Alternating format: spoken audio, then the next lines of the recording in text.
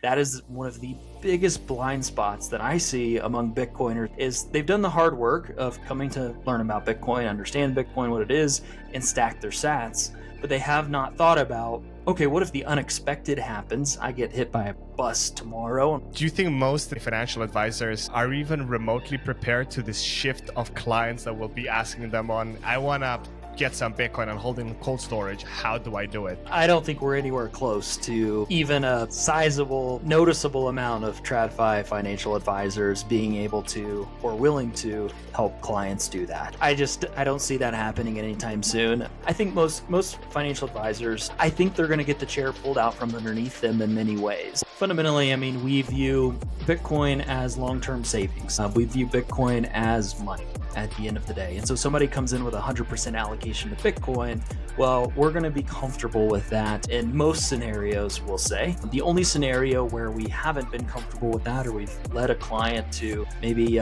pull back the reins a bit, is if they're going into... If you're enjoying the show, it would mean a lot to me if you had hit subscribe and leave a quick rating or review. It helps more people find these conversations and support the mission. And if you need help getting your Bitcoin off exchanges and into self-custody, or if you're ready to build a robust, bespoke inheritance plan, the Become Unruggable one-on-one consulting program where you will work exclusively with me is exactly what you're looking for. You can find all the ways to reach out to me in the show notes down below. Now, let's get started with today's episode. What if your financial advisor actually understood Bitcoin? Welcome back to Your Bitcoin Story podcast, the show where we dive deep into the personal journeys that brought people to Bitcoin and how it's reshaping their lives.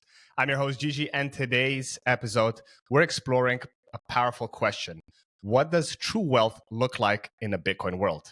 To help answer that, I'm joined by Mitch Moore, a founder of Strong Wealth, a forward-thinking wealth management firm built for Bitcoiners by Bitcoiners. Mitch is on a mission to help high-conviction Bitcoin holders align their portfolios, time horizons, values with the hardest money on earth. From traditional finance to Bitcoin native strategies, we dig into how Mitch helps clients think beyond fiat frameworks and plan for generational wealth in a volatile world. Mitch, welcome to the show. Thank you. I appreciate it. That was a wonderful introduction. It's my pleasure to have you on. And like I do with all guests, I try and do my best to prepare a nice opening. So thank you for the kind feedback. So before we get into the Strong Wealth and the work you're doing today, I wanted to rewind the clock a little bit. Mitch, what was your first encounter with Bitcoin? And at what point did you go from interesting tech to this changes everything for you? Yeah, absolutely. So my first interaction was back in 2017, actually. And it's the same old story of wish I would have listened, wish I would have paid attention earlier.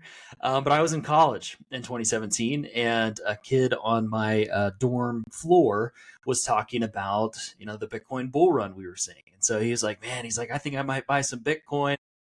And, at that point, yes, I was studying finance in school, but didn't really have any extra money, we'll say, to throw at anything, let alone Bitcoin. And so just kind of ignored it at that point. And it wasn't until 2020, 2021 timeframe, really during March 2020 with the COVID crash and everything, the fastest crash in history, we'll say. I worked at Charles Schwab at the time, a well-known global, investment firm. And I had a guy call in, and it was later towards the end of my shift, and he was asking questions about his accounts, something like that. I can't remember exactly, but he said, Mitch, you seem like a smart guy.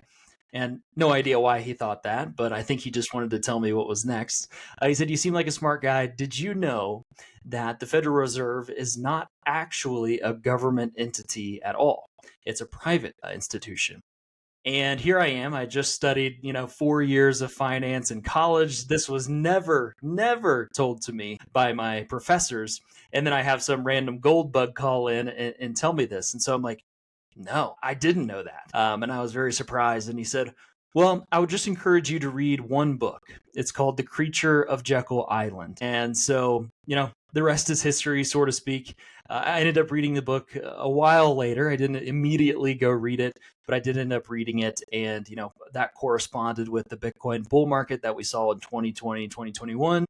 Thankfully, I had, the Sailor series with Robert Breedlove, and Safedin's books were already out and his podcast. And so I just started consuming as much as I could, because I needed to understand, if I'm going to start this business that I have now, Strong Wealth, I need to know what this Bitcoin thing is and if my clients should own some. And Mm. so that took me on the journey to understanding Bitcoin and coming to at least start allocating clients in a small way. It wasn't until 2023 when we really went all in on helping Bitcoiners and took our legacy clients further, into a bigger allocation, we'll say, to Bitcoin from there.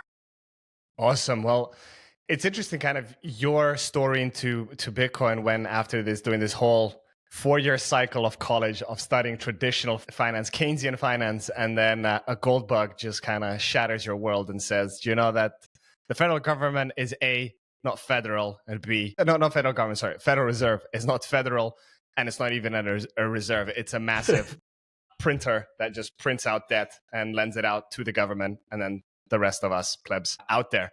So I guess with your kind of journey, and as you said, you've done your fair share of then proof of work, listening to the great podcast of Safedin and Robert Breedlove. Essentially, at what point, how did you then come to the realization of starting Strong Wealth? Was it like a logical thing, or it just came out to you out of the blue while you're doing your, so to say, down the rabbit hole studying? You were like, aha, there's this gap in the market. No kind of financial advisors are focusing on traditional assets, but there is no kind of a firm that just focuses on Bitcoin allocation. Yeah, great question. So originally, Strong Wealth we weren't working with Bitcoiners, I'll say. So I started this in 2021, a mid-year 2021 timeframe, and it was primarily focused on working with entrepreneurs. And so at that point, yes, I wouldn't say I was fully down the rabbit hole enough to say, okay, I need to be working with Bitcoiners, or I was even at a place where Bitcoiners would want to work with me. True. And so, so it was a process really, that got sparked with my business partner joining me in the summer of 2023. He had been around Bitcoin since 2017, really went all in 2020.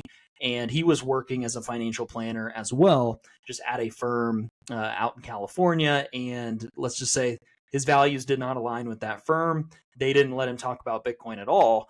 And so I was like, well, I'm a Bitcoiner, we'll say, to some extent. Jump on the ship. Yeah. So he comes in and joins me, and he was much more of a Bitcoiner than I was at the time. And so now we're both, off the deep end, if you will. But yeah, we didn't start as a wealth management firm for Bitcoiners. That wasn't really until, like I said, 2023 timeframe when we started to make this transition. And it was primarily due to demand. I mean, people coming in, and my business partner was somewhat known in the TradFi space, if you will, for his Bitcoin expertise, because he was a part of what's called a Bitcoin Financial Advisors Network. Anybody can Google that. And if you're in the United States, there's some advisors to choose from that are Bitcoiners and will work with you. And so there's a few of us on there. He was on there. And so we were getting people reach out, even though we weren't marketing towards Bitcoiners yet. And they had a significant amount of Bitcoin, and they were looking for help with things surrounding, whether it's security and custody, or it's estate planning or tax strategy, these different surrounding kind of wealth management functions, if you will. They're looking for help on from somebody who wouldn't look at them like they had 3 heads and laugh them out of the room, basically, because they're 60, 80, 100% allocated to Bitcoin. And so from that, I was like, well, these people are reaching out, like, we have this expertise, that there is a hole in the market, like, it's kind of a no-brainer to go where demand is and to go where we have a distinct advantage over the rest of the market. Got you. Well, that's interesting. Yeah, because I thought kind of that you just launched Strong Wealth just from the get-go. Once you kind of really sunk in, once your light bulb moment with Bitcoin came out and you were like, oh, let's tap into this niche. But it's interesting how you transitioned. And I guess that's a good business lesson in general for the listeners. Like sometimes there's opportunities on the horizon. Don't be stuck with your ego and your ambition of starting a business and I want to cater to this. If there's demand for other things, just pivot and you'll do much better. And more importantly, you will cater to clients that you are more aligned with, which I think is super important as a business owner to be, have skin in the game and be on the same level than just giving them some service and, doing totally separate things in your personal life. Yeah, absolutely. Especially with us, being wealth management advisors. Like if we wouldn't do the same thing with our money that we're doing with clients or, the recommendations that we're giving, that was the problem with my business partner in the previous firm that he worked for. He was saying one thing and doing another. And you can only live that way for so long, especially, for me and him, our faith is our foundation in Jesus. And so, being a Christian as well, it's very hard to be two different people. And so we wanted to align with who we really were, the values that we really had. And so that's why he decided to join me and really align with the recommendations that we're giving people. We are doing or would do this with our own capital. And so that makes it very easy to show up with conviction and sit across the table from somebody and actually give recommendations because you've either done it yourself or you would do it, in the future, let's say if it's a retirement or something like that, that obviously we haven't lived through. For sure. Yeah, you're spot on with that nugget of advice there. 100%. Yeah, no, and definitely on the pain point, it's not just kind of moral hardship, but it's also psychological. As you said, you kind of feel like a bipolar person. You're like one face at work and then a different face at home. And there's only so long you can do that until you kind of lose your marbles. And those stories don't end well. So I guess more on kind of hitting on your guys' approach. So maybe you could share, Mitch, kind of some key ways that your approach differs from traditional advisors who might still be operating, with a total fiat mindset and with traditional assets. Maybe you could share some info on that. Yeah, absolutely.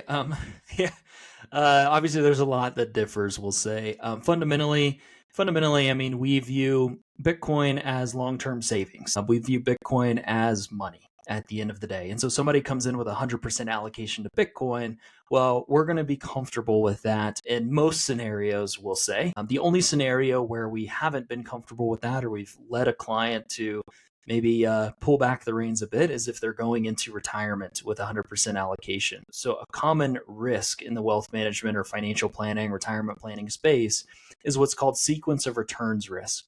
And so what that means essentially is if I go into a retirement where now I'm spending down my assets and we have a poor return period at the beginning of that retirement or a lot of volatility. So, with Bitcoin, it's very volatile still, at least compared to USD. If you're pricing it in dollars, it's volatile, which unfortunately, or that's just the stage that we're in right now where our lives are still priced in dollars. We're just not there to a Bitcoin standard yet. And so someone in that scenario, for example, we may recommend, okay, let's at least maybe put a downside protection trading strategy on the Bitcoin or even reallocate into other maybe more Bitcoin, still Bitcoin, aligned worldview type investments, but with less volatility. So we can basically create a buffer between your cold storage, long-term savings stack and your life and your expenses that you may have today.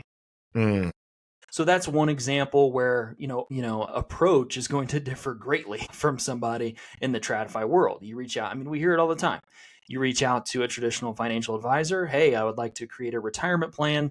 My Bitcoin allocation is 80%. And they are just like, we won't even talk to you. Like, wow. we would pare that down to 5%, maybe. And a Bitcoiner, they're just like, well, why would I pay for somebody to tell me that? Like, that is just, we'll say ignorant advice to maybe put it kindly. But that's just one example. And often, when people think of wealth management, they think financial advisors, financial planners, you throw out any of these terms, they think of someone who's just managing investments for folks. And, that is something that we do for clients, but we don't have to do that for clients. So that's a common misconception among, people, at least in the US, who could utilize our services. I know your audience is probably some US, some international. Mostly US. For us. Mostly US. Mostly US. Okay, cool. But that's a common misconception of, okay, if I go to this guy, he's going to have to manage my money, charge me a percentage of assets. And why would I do that when I have all cold storage Bitcoin or, whatever it may be? And so to really demonstrate or explain to people that more of what we do is, even if somebody wants, that's what they want to do, we can come in and offer these supportive advice, if you will. So Mm. one example is custody, Bitcoin inheritance, and estate planning. That is one of the biggest blind spots that I see among Bitcoiners in the US right now. Is they've done the hard work of coming to learn about Bitcoin, understand Bitcoin, what it is, and stack their sats, but they have not thought about, okay, what if the unexpected happens? I get hit by a bus tomorrow on my drive home from work. Most people I talk to, they don't have any formal legal estate plan in place. They don't have an inheritance protocol documented out, or haven't really even thought through this stuff to the point where their wife would even be able to gain access to the Bitcoin, let alone if you have small children or extended family that would be in charge of this if something were to happen to you and your wife both. I say you and your wife because most Bitcoiners that we work with, they're the guys and the wives aren't. Yeah, so that's just an example of a supporting kind of guidance that we can provide people, even if it's not on the investment management side of things. There's much more to that, but I'll stop there. I know I've talked quite a bit. No, indeed, it's really interesting. Kind of to go back to the opening dialogue that you started, kind of with advising people that are close to retirement to reconsider their allocations. Usually we see this kind of, in the bull market, like a lot of people ape in at the top, and then there's like a huge correction of like 50, 60, 70, or in some cases, historically, we've seen 80% pullbacks. If you're a Gen Z or a millennial and you have like a long way still to go until retirement, you can wait patiently. But if you're like entering retirement next year or in the next 5 years, and you kind of, you put all your life savings and you sell all your assets, put into Bitcoin, and then, you witness that pullback, it could be violent. So I think that's fantastic advice and a great use case. I know from my analytics, I have a lot of listeners in the 55 to 65 year bracket. So this one's for you guys. Don't as much as I preach Bitcoin and, I'm all in, I live on a Bitcoin standard. Sometimes in some case scenarios, you should reconsider and have some diversification and not be totally 100% allocated. But then on the other aspect that you mentioned with estate planning and inheritance planning, I think that's something I totally agree with you, Mitch. It's something that most Bitcoiners never think about, or in some cases, it's too late to even think about. And I know some personal stories of great young people that passed away, and essentially their wife and kids are left with the seed phrase somewhere. And then if they were extra paranoid and they put some passphrase on top of that and it's stored somewhere else, it's just like you essentially lock out your future generations from the sats that you worked so hard to accumulate. And at the beginning of the year, I launched a service called Become Unruggable, which is a one-on-one consultancy helping people.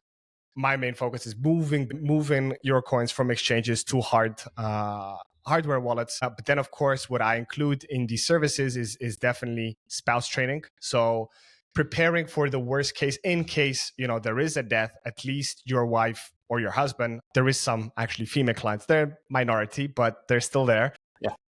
We don't discriminate. To have some practice and know kind of where the setup is, and in case the worst happens, you can still have control for it. Estate planning is kind of the next stage, which I don't tamper with, but definitely any of the listeners are interested in taking it a level higher with estate planning, I'm sure Mitch and his partner would be happy to consult you on that one. But I guess I want to transition now on this, still focusing on the volatility aspect.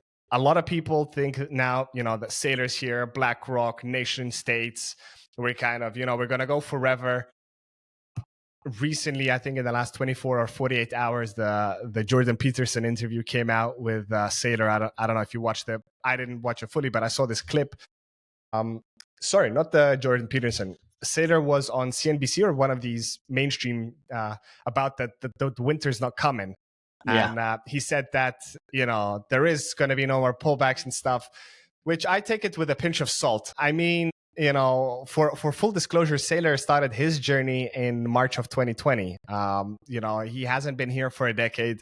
I still think we are going to see crazy pullbacks, and God forbid, there's Black Swan events. I had many guests from, banned BTC sessions and many others that we spoke about. What if one of the ETFs or BlackRock themselves or even Coinbase goes heads up and Bitcoin, will very quickly drop to potentially even 10K a coin. Non-financial advice, don't clip this, but it could drop significantly, even 90%. I think that's still possible. I don't think we're in a realm where all models are broken, we're only going up. Everything in life is cyclical. We're born, we die. The day starts, the sun comes out, it goes down. The moon comes up, it goes down. You can't change those things. And I don't think Bitcoin is different. We might not see such crazy pullbacks, but I still think winter is coming, guys. So don't throw out your jacket and your gloves just yet. So be prepared for that. So on that rant, follow-up question, Mitch, with one of the biggest mental hurdles for Bitcoiners is navigating this price volatility without losing conviction. How do you help your clients zoom out and stay grounded during these market swings? Yeah, that's a good question. To be honest, for us now at this point, most of our clients, or all of our clients that we're bringing on, are highly convicted Bitcoiners. And to be frank, we started working with Bitcoiners in 2023. It's now 2025. Anyone who's been in Bitcoin for that period, we haven't had to talk someone off the ledge. Only been upside from here. Yeah, it's been a very good ride from November 20th when we allocated, all of our legacy clients, we'll tell them or refer to them as, and, started working with Bitcoiners. So, do I suspect that we will have to have some of those conversations possibly here in the next 12 months? It's very possible, but that's why, we're proactively kind of doing our work ahead of time to make sure that if that does happen, then we have structured our plan in a way where it does not wreck us financially. So that example of retirement, like we're referring to, or okay, maybe not. Let's go to retirement first. Let's go to a younger person, which I will say we mostly work with older folks because this retirement estate plan, all of these things are more important, more urgent for an older folk than it is someone in their 20s and 30s. And they have capital. Sorry for interrupting, Mitch, but the younger generations out of college, like your story and my story, we didn't have much money when we started stacking. So exactly. That makes sense. Yeah, and it's pretty straightforward. Stack sats. That's your that's your Life's financial mission. plan. Yeah, that's your financial plan for a while. So yeah, someone in that position who's 20s, 30s, in that age group, even if we go back to 10K, that's a gift. That's a gift from God. Yeah, I mean, that's a gift from God for them. But somebody, who is retiring, is starting to live off of this. This is exactly why we're having these conversations ahead of time of, okay, right now we're at 100K. How high could we go? Who knows? Well, 150, 200, to be maybe conservative, we'll say. Yeah, hopefully it's, way more, but I think that's a reasonable expectation. Well, from 15K, just sorry for interrupting. Most people think that the cycle started like 12 months ago. Guys, it started 2 years ago, like at the beginning of 2023 when you guys transitioned full-time to Bitcoin. Perfect timing, by the way, Mitch. Like we were at 15K and now we're like at 110. And, people are expecting, 1 million a coin in this cycle. I say, guys, go out, touch some grass. This can't go up forever. Exactly. Yes. So that is, a lot of what we're doing is tempering expectations to realign them with what could be worst case scenario. I mean, the biggest risk to Bitcoiners is that, okay, we get very sharp drawdown or a bear market that's drawn out for an extended amount of time and you're living off of this Bitcoin. That is the risk that we're protecting against. If Bitcoin works out to the upside, we're completely wrong. It doesn't matter anyways. Somebody who has a significant amount of their net worth in Bitcoin and things go more, wildly than we could ever guess to the upside, it doesn't matter. You didn't need a financial plan. Your financial plan now is, where do we want to go on vacation? Or, who am I going to donate to, basically? But we're looking at protecting against the downside with a lot of our clients. What if it doesn't go that well? What if we do get another 80%, 90% drawdown? What if that drawdown is extended out for whatever reason it may be? What if our expectations of what Bitcoin's going to be worth in 5-10 years, it takes longer to get there than we think? Those are the conversations that we're having, because that's when we really need to start being intentional with the plan that we're executing on. Because if you lay that out and someone's like, well, I don't know if I'm really happy with that. If that scenario plays out with Bitcoin, I have 80%, just to use a random number, of my net worth in Bitcoin. Is that a risk I'm willing to take on? Some people, yes, some people, no. And so that's where, the conversations that we're having, we're more proactively getting ahead of these worst case scenarios so that, okay, they do play out. It's like, well, we've talked about that. And, we've protected against it already. Or now that it's here, do you want to make a change? Is it smart to make a change? For us, it's the value, a big value that we provide to clients is we're unemotional.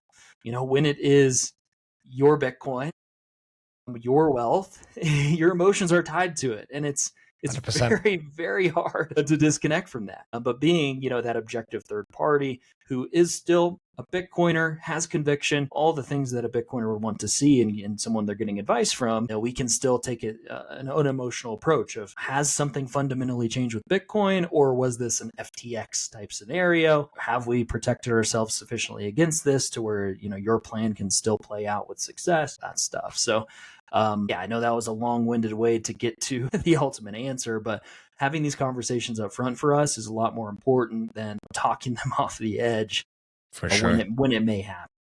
No, and I like that approach, preparing for the worst and, hoping for or not even hoping, just like going with the best outcome as it comes along. A lot of people in the space, they're overexposed and they full of hopium, thinking things will never change, it'll only be going up, and then once it starts going down, as you said, when it's your own Bitcoin, the sweat starts running down the forehead and down the pits, and you're like, wow, like what am I gonna do now? And that's a bit too the wrong time and too late to be considering what plan you should have. So Bingo. Yeah, I guess another tip for all the listeners, like just have a plan in hand. Are you crazy like me and just all in, and what happens? Or if you're like, if Bitcoin pulls like 30, 40, 50% in the next few months or 12 months, I'm not going to be comfortable with that. And it's better to have a plan now, and it's best to write it down, not just have it mentally, because mentally things change very fast, but have your own kind of manifesto of, if things turn sour, just go to the plan and stick to those things that you agreed upon with a calm, uninterrupted head. But I guess, I know you can't share too much because that's your business model, but what is maybe just one tip, like top level tip of the iceberg? What is like one strategy that someone could consider if, that they potentially would be uncomfortable if Bitcoin, goes into this big bear market of, 80% retreat, and they don't want to see that happen?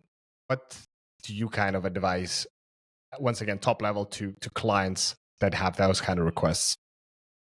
Good question. So we have actually built out an active investment strategy that includes Bitcoin and traditional assets. So yes, a lot of our clients are, over 50 all the way up to 100% allocated to Bitcoin. We're not pushing everyone to change that by any means. But if somebody would like some buffer, some volatility buffer, we do offer that through our strategy. You can find this on my Twitter page, a video. It's over an hour long of us, going into it in depth to on the Bitcoin, portion of this strategy specifically. We are utilizing ETFs to gain the exposure. It's not spot Bitcoin, full disclosure. We'd love for it to be spot, but there's just no one that offers us the capability to do that. But right now, we include other asset classes like equities and commodities, and then we have, in our more high risk, if you want to call it that, we have our portfolio model of 33% Bitcoin, 33% equities, 33% commodities. And so how we modulate the Bitcoin volatility within that active strategy is we're actually just following a simple moving average and letting that tell us when to hold and when to go to cash for us. And so over a back test from January 2014 to January 2025, if we just look at Bitcoin buy and hold versus holding or selling based on the simple moving average, there's a specific time frame that I won't disclose that we use, but for anyone who knows what a simple moving average is, it's just taking the average of the most recent historical window of price, and that's what it's mapping out. And so often it's a much smoother version of the Bitcoin price chart. And so for us, we're using that as a hold or sell signal for our clients. So as long as it's above the simple moving average, we're going to continue to hold, and that gives them exposure to the upside. The US all of a sudden announces, hey, we're going to be buying more Bitcoin. We're in on that. We feel good about participating in that. However, okay, we do get a pullback. It clips, this moving average. We're going to go ahead and liquidate to cash or cash-like investments, if you will, until Bitcoin were to cross back above that moving average, and then we're back in on the trade. So over that back-tested time frame that I just mentioned, if you look at buying and holding Bitcoin since 2014 through January 2025 versus trading on this simple moving average, you have wildly different numbers. You can actually get above 20% more to the compound annual growth rate. You can add that by applying this trading strategy, and you can cut the downside volatility, the maximum drawdown for Bitcoin, from 80 something percent over that time frame to somewhere in the 40 to 50. I can't remember the actual numbers off the top of my head. So full disclosure, you can go to my content and find the actual numbers. But that's what we found. And so we're like, okay, if we can add, to Bitcoin's cager and slash the downside in half, and then pairing that with other assets like equities, commodities, it really does buffer the downside significantly and offer our clients still, we'll say, Bitcoin-like upside exposure, but you get fraction of the downside. And so, we'll use that. Like I said, a common place that we'll use that is somebody entering retirement, and we'll use it as a bucket basically for their assets that they're going to be spending out of over the near term. And so we'll still hold Bitcoin in cold storage for the long-term savings. Any money that we don't need for, at least 5+ years, any money we're going to need in that shorter term time frame, we can use this strategy to modulate the volatility and make it a smoother ride. Because at the end of the day, most people, you hear never sell your Bitcoin. I totally get it. I totally understand that.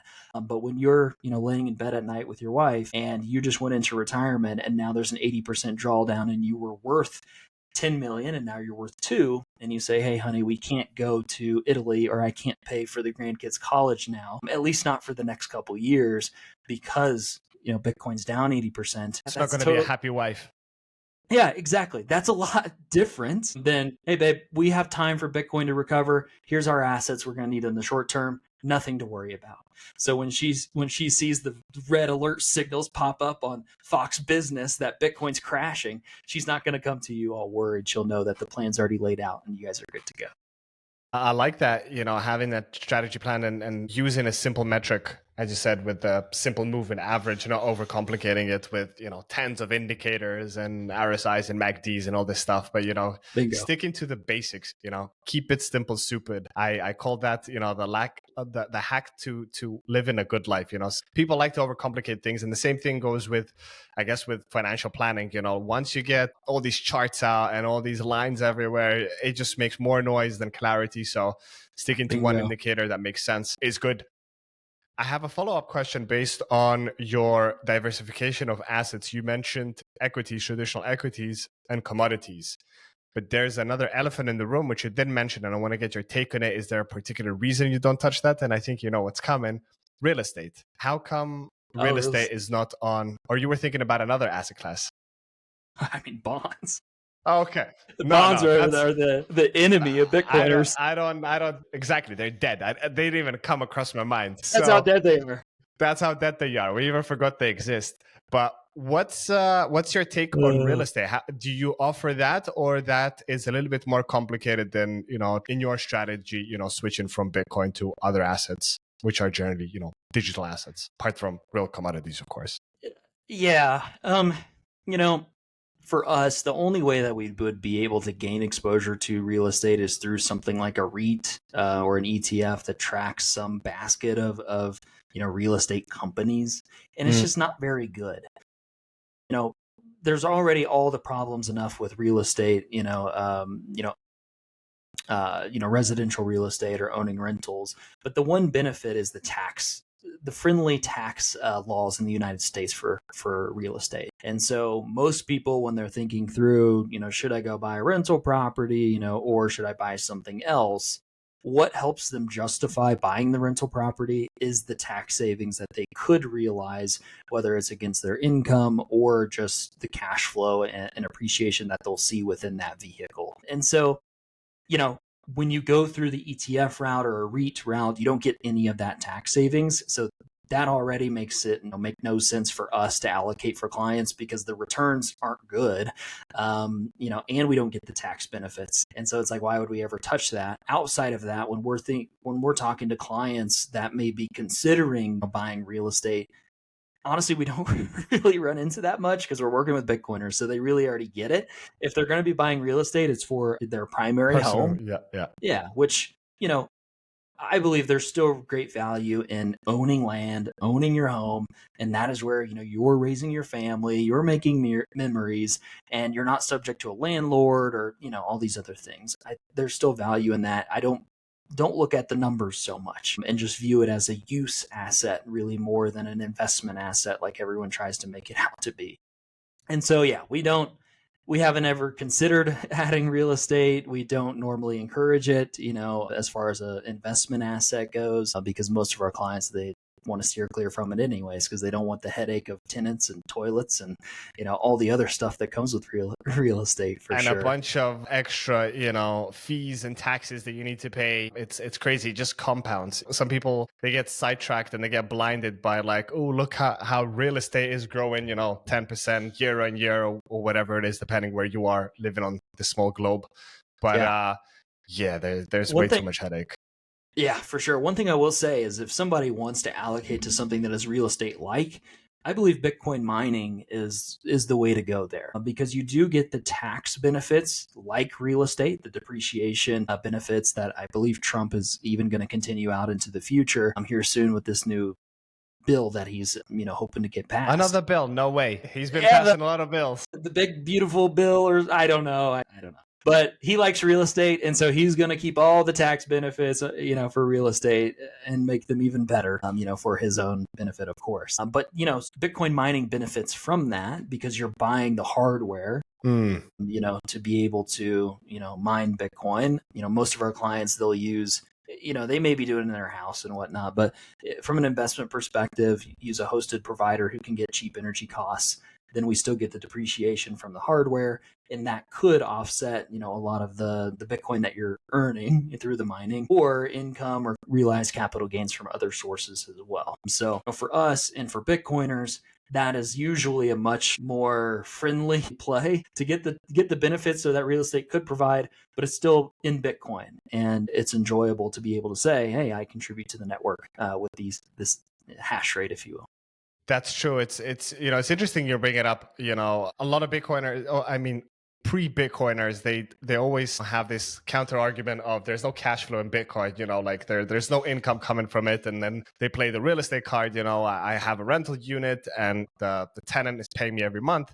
But in this case, as you outlined, if you invest in, mining facility and mining operation, so to say, you can still be getting, there's an upfront cost, but you can still be getting, sats every month. And that is a source of income. And it's much easier to manage as well. There's no unhappy, an ASIC's not going to call you and tell you the boiler is not working. Like if a chip goes, then I guess, you'll have some company service it. But literally before your episode last night, I had Hank from SAS Mining on. So we talked about, hosted mining and the advantages. And actually, if you're mining Bitcoin and not selling it straight away, I mean, there's huge uptake than to having a fiat mindset where like, oh, I need to put such a certain amount of capital up front to buy all these machines, and then where do I break even? This whole paradox of when do you break even when you're mining? Well, it depends.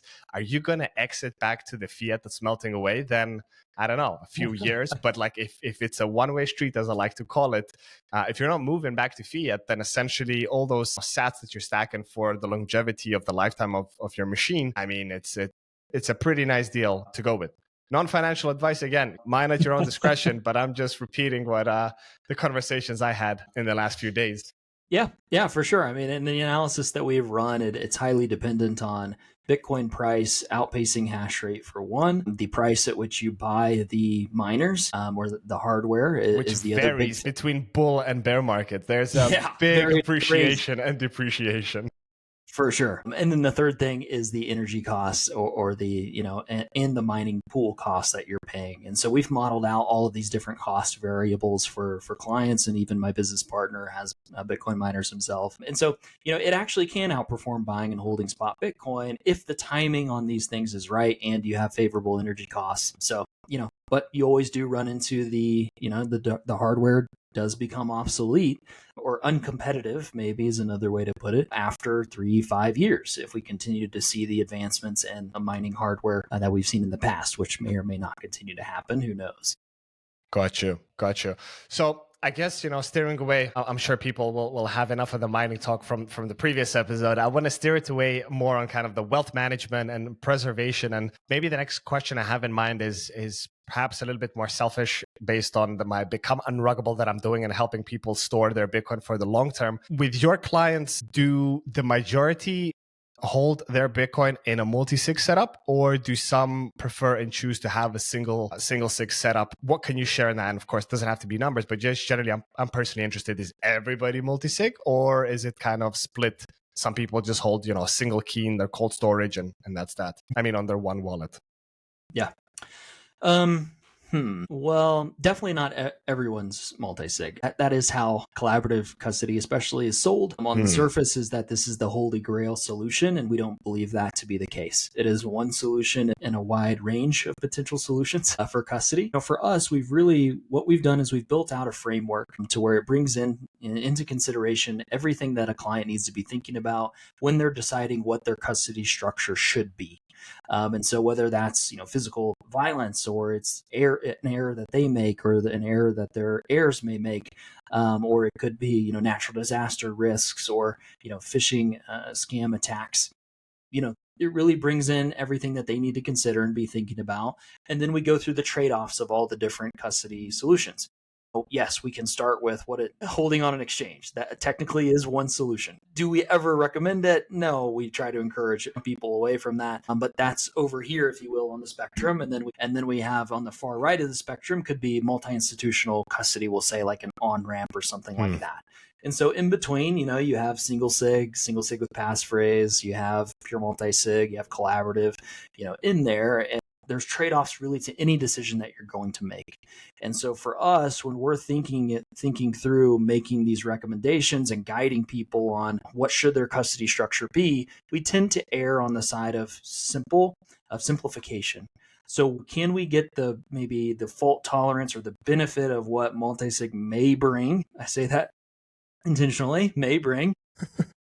With an even simpler setup that doesn't loop in a third party and give up privacy risk. And so, for some people, it might make sense to go that route, but we definitely are not the multi-sig maxis. Yeah. That's a great way to put it. So oftentimes, my business partner is the one who's actually working with all of our clients. I do the marketing and sales and whatnot. He's the technical guy, and he does appreciate what a single-sig and passphrase setup can offer folks. Is that a recommendation? Of course not. But that's one that we see isn't commonly utilized or even known about, that can offer some of these benefits that a multi-sig might offer without as many of the trade-offs. Obviously, there's risks and there's issues with any decision that you decide to go with, but that's one that isn't often talked about or utilized among people that we see when they come in. I like it. Yeah. And to be honest, I was expecting more of most clients are, set up through some multi-sig in, the personal way, or through, third-party custodians having one key. Because there's so much talk, especially on Twitter, Bitcoin, like you're not a true maxi if you're not, store your sats in multi-sig setups and stuff. And actually, or you don't have, a big stack. It's like you should be multi-institutional or you should be collaborative if you have any amount of wealth. I know. I'm of the same sense. And actually, so tomorrow's episode, well, by the time this airs, it'll be probably like a month behind. But I had Q&A on from Foundation Devices, and we go deep into that topic of, he's also kind of seen as a multi-sig bear. He just like you said as well, Mitch, and I'm of the same thinking, don't overcomplicate things, because you are literally going to lock yourself out. Like, I do my Become Unruggable, but if you go like too hard on a 3 or 5 multi-sig and you don't know where those devices are or who the people are responsible, you've essentially rugged yourself. You're learning that in an FTX equation. So sometimes, keeping it simple, but as you said, everything in life has trade-offs. And I guess that's the beauty of life. There is no perfect solution. It's like also like with my clients, when I started off and asked me, well, Gigi, what's the best hardware wallet? You know what I answer them, Mitch? I ask them, well, tell me what's the best car. And it's like, I don't know. It's like, do you want to go to the mountains? Do you want to go to a racetrack? Do you want to, use it for construction? Many different use cases. So the same thing goes with cold storage. Same goes with cold storage setups. Same thing goes with financial planning. Like, what are your goals? What are your needs? What are your risk tolerances? So I guess it's all a mathematical equation that you need to crack. But going back to, planning and helping clients keep their sats in cold storage, and more leading question to traditional financial planners. Do you think most advisors today, financial advisors, are even remotely prepared to this shift of clients that will be asking them on, I want to get some Bitcoin and hold it in cold storage. How do I do it? Or do you think this will take a long time? They'll be declining until they're over burdened with clients demanding to have Bitcoin in their own setup. What's your personal take on that, Mitch? I don't think we're anywhere close to even a sizable, noticeable amount of TradFi financial advisors being able to or willing to help clients do that. Yeah, I don't see that happening anytime soon. I made the post recently that I think most financial advisors, normie financial advisors, if you will, is often what we refer to them as. I think they're going to get the chair pulled out from underneath them in many ways. Everyone kind of has had that scenario where they went to sit down and the chair wasn't there like they thought it was, whether their friend pulled it out, moved it, or maybe you just, thought it was there and it wasn't. That's a vulnerable, helpless feeling. And it's one that you didn't expect. You thought that what was going to support you was going to be there, and it no longer is. And so I think that a lot of financial planners, a lot of financial advisors, they have believed that they're better at their job than they really are because they're propped up by fiat money in many ways. So it's, hey, we're going to put money in an S&P 500. We're not going to touch it for 20 years. And okay, that works from 2000 to 2020, whatever, that has worked, we'll say, in certain recent periods.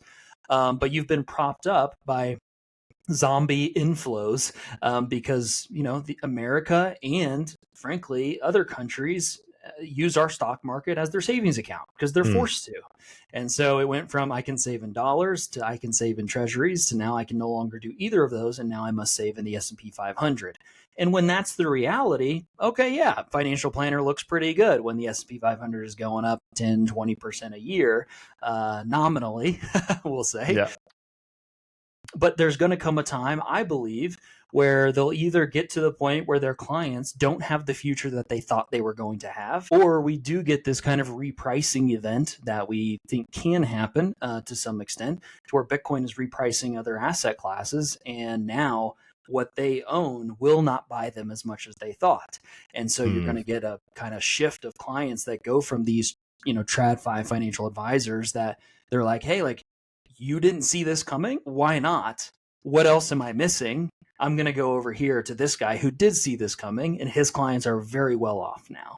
And I think that is the transition that will happen before we actually get financial professionals and financial advisors to take Bitcoin seriously and do the work that's necessary to learn it. So once they start losing clients, that might be when, the light bulb starts to come on. An indicator to pivot to something, to keep up with the, as my t-shirt says, keep up with the pace of change, right? Like there's two things that are guaranteed in life, that is change and death. And you can't change either of those. So I guess the only thing you can do is keep up with the change. But I love the analogy you gave, Mitch, with pulling out the chair from underneath you. I have a similar analogy, which I'm sure you and fellow Bitcoiners know, which is the boiling frog analogy, right? Like the frog doesn't really do nothing until it's too late, until the water is like cooking and boiling and it's too late to jump out of the pot.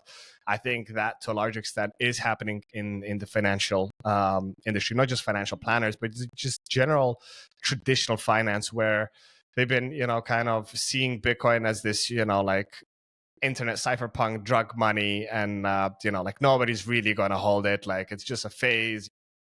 Like Peter Schiff was always saying, it's going to go down to zero. Like it's all a speculative asset. And now he is here going to different conferences and still bashing Bitcoin, but then taking the claim that he's converted more people to Bitcoin than anyone else, which I don't know. There's some guests that actually I had recently a guest that said he got orange pilled by Peter Schiff saying not to buy Bitcoin. So some of that is true, but just generally with people seeing Bitcoin as a speculative asset and thinking it's just going to go away. Well, I guess definitely in the last 12 to 24 months, that scene is changing. And now that even nation states, not just US, but other countries, and not to mention Bukele and what he's done with El Salvador going full in on Bitcoin, I think we're going to see more and more adoption from the top. And at some point, they are going to have to shift. Then again, I know I said you have to keep up with the pace of change, but change is really hard. And especially when you're older, and some of these financial advisors in traditional finance, as I'm sure you know, they're in their 50s, and beyond. Wow, like for them to fundamentally shift everything. And now there's this new asset class that basically reveals that everything they've been selling their whole life is pretty much a Ponzi and a scam. And it's like, I don't want to, I don't want that pill of real truth. Like maybe I'll keep going until, the music's still singing. So, and then again, once again, this is a great analogy that we are still so early, right, Mitch? Like the Bitcoin protocol has been around, as I say, I've probably said this like 500 times on this podcast, but like it's been around for 16 years. We are like in the embryo stage of like this technology really taking over, and people expect to be living in a Bitcoin standard globally by 2023. It's not going to happen. If it happens in the next 100 years, that's fantastic, but there's still so much leeway to go. But at the same time, that gives me conviction, and to everybody listening to the show, to start stacking as much sats as you can today. Don't be looking at the chart and it's 110, or by the time this episode comes out, it's 100K. It doesn't matter in fiat values. As long as you have more sats in your cold storage at the end of the month than you had at the beginning of the month, or larger timescale at the end of the year than you had at the beginning of the year, you're good. Just keep on that pace, keep stacking the sats, ignore the noise, focus on the signal, being a good Samaritan, doing a good deed in life, and just stacking sats for yourself and your future generations. And you'll be pretty well off. Yeah, absolutely. I mean, even for the folks that, they're not denominating in Bitcoin yet, you're saying, just have more sats tomorrow than you had today, which is denominating in Bitcoin. And so it's hard for us to switch over to that. It's a very hard unit of account, as you said, it's still dollars. But like, there's a certain point when you've done so much studying and like your conviction is so high in Bitcoin. Personally, my unit of account is sats. Even when we buy stuff for our kids, I don't price it in fiat. Like I'm like, oof, like 50,000 sats for this. I'm like, is it really worth 50,000 sats? And it's fascinating, Mitch. Yeah. My spending is much, much wiser. Like I don't just buy merch and new fancy iPhones and I don't know, like stuff that's like, well, my phone still does calls and, I still do everything on it. But when you're in a fiat mindset, you're like, oh, this is nice and shinier and it's only 500, 600 bucks, whatever. But it's like, wow, this is like 2 million sats. It's like, whew, it's not worth 2 million sats. Like Tim Cook, you're doing a nice design job, but man, 2 million sats. Like, so yeah. Absolutely. Absolutely. But yeah, where I was going with that is even for people who want to kind of still price in dollars or maybe they are pricing in dollars, not want to, it's like, you can't just look at price alone and make a decision on whether or not something is a good asset to own or thing to buy. I mean, you just can't. You have to also look at, okay, what's the market cap of this? You have to look at what's the potential that this market cap could grow to. And so once you do all of that analysis on where we are with Bitcoin adoption and, the room to run in Bitcoin's market cap compared to global assets, there's still a lot of room to grow from here, depending on what levels you think it's going to reach.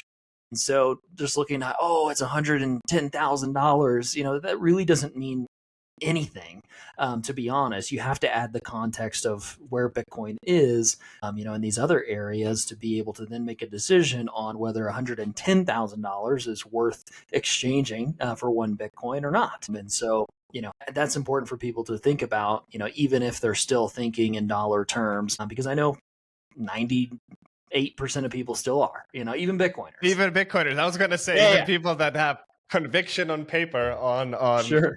on Bitcoin Twitter, but they're still they're like, oh my god, like I lost so many dollars in this last pullback. It's like, no, man. Like, and it's funny, also, Mitch, another thing to mention that just came to my mind, this kind of losing value in Bitcoin. I used to work as a financial analyst in the foreign exchange industry before going full time into Bitcoin. Similar, same as you in 2017.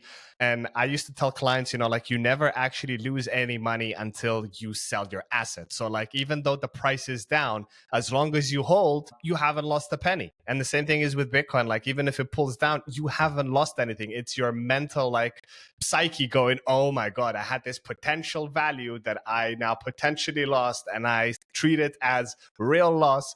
But no, it's all in your head until you sell, which I don't think it's the right thing. I mean, I'm also not of the conviction of never sell your Bitcoin, because Bitcoin, as you said at the beginning of the show, Mitch, and of course, it's money. Satoshi said it in the second line of the white paper. It's peer-to-peer electronic cash. It's here to be spent as money. Now, at the moment, do I think it's the fantastic savings vehicle? Of course. But then the savings vehicle also needs to give you the access to buy the things that you really need and improves your life. I live on a full Bitcoin standard, but every time I spend, and as I just mentioned now, like with a hard conviction, I really double think when I spend my money. I spend it on things that actually improves my wife's and my daughter's lives. It's not just like splashing here, there. So to me, Bitcoin should be spent as money. And I think it's kind of dangerous what we're seeing at the moment, to focus on the current time where we're at all-time highs and the mempool is clearing half empty blocks, in some cases empty blocks. It's pretty scary. Like, there's so much money coming in and we're seeing all these ETFs buying it. But at the end of the day, I'm not going to call it paper Bitcoin, but it's all internal ledgers at Coinbase shifting, Bitcoin. They're not actually transacted on chain. I really urge people to spend their Bitcoin wherever, whatever business or service accepts Bitcoin. Support them. And if you feel bad, selling some of your stack to buy a product or a service, well, instead of sending them dollars or euros or pounds, just go and buy that amount in Bitcoin at that point in time and just send them Bitcoin. Do your deed with a little bit of on-chain traffic, so we don't just see inscriptions and, arbitrary data being stored and blocked, but actual transactions from peers to other peers.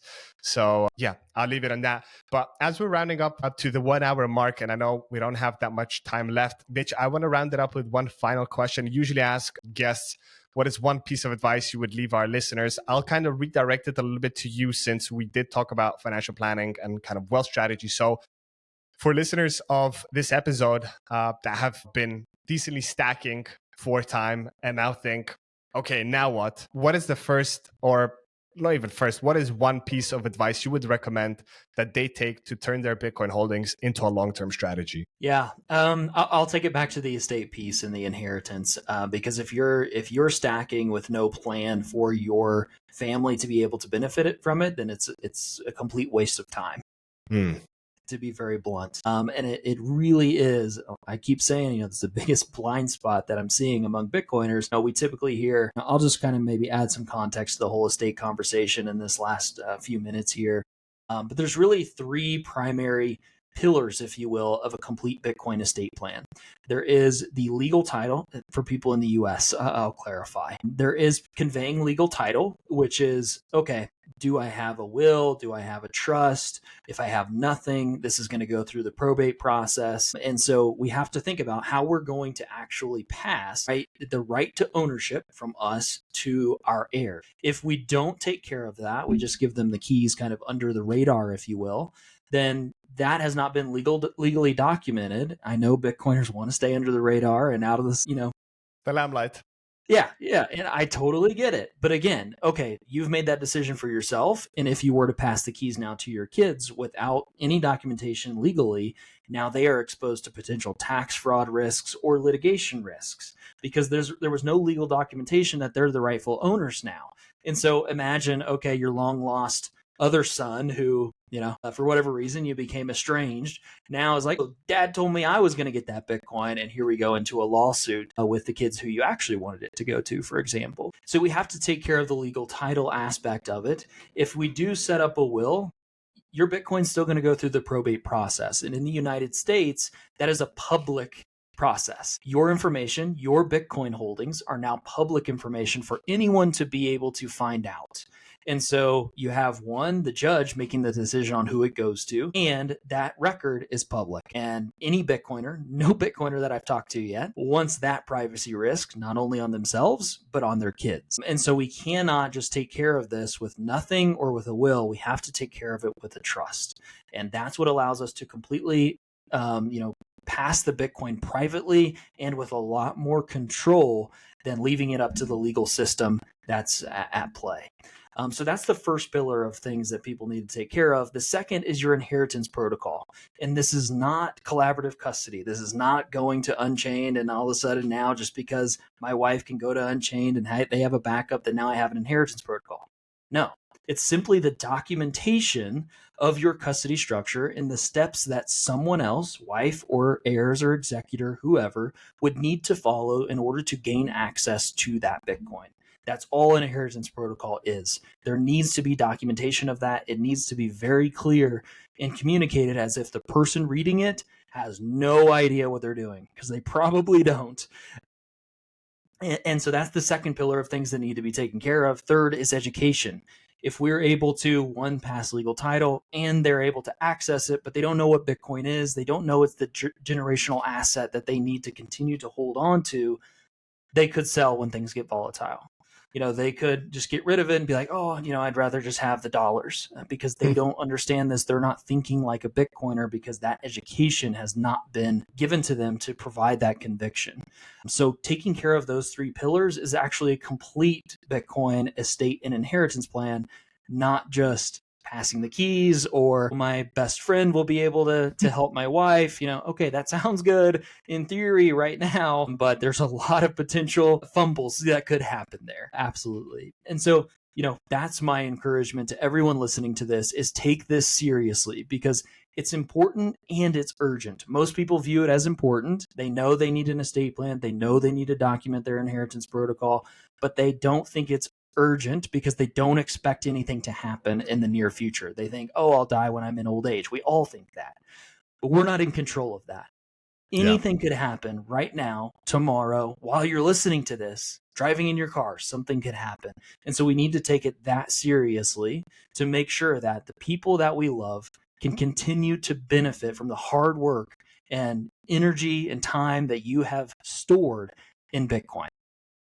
I love it. You amazingly put, and those were some fantastic advice. I was expecting just one, but you kind of laid out these three pillars, which sums up the complete kind of sovereign Bitcoiner's peace of mind. To any listeners that want to learn more or get in touch with you to set themselves up with this, where's the best place to send them to get in touch with you?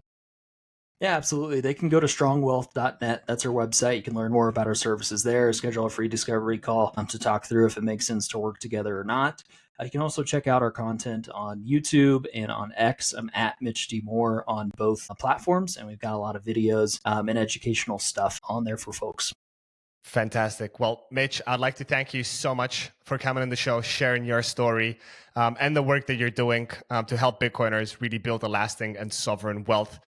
It's the conversations like these that remind us, holding Bitcoin is just the beginning, but managing it with clear and conviction is where the real challenge begins. And if your listeners want to take your self-custody setup seriously, whether you're just getting started or want to level up, check out my one-on-one mentorship program, Become Unruggable. Reach out to me via the link in the show or in my X bio. And thank you for everyone tuning in to today's Your Bitcoin Story episode. If you got value from this episode, do me a favor, like, share, and subscribe. Help more people discover what it means to take full ownership of your time, money, and future. Remember, sovereignty isn't given, it's claimed. See you in the next one.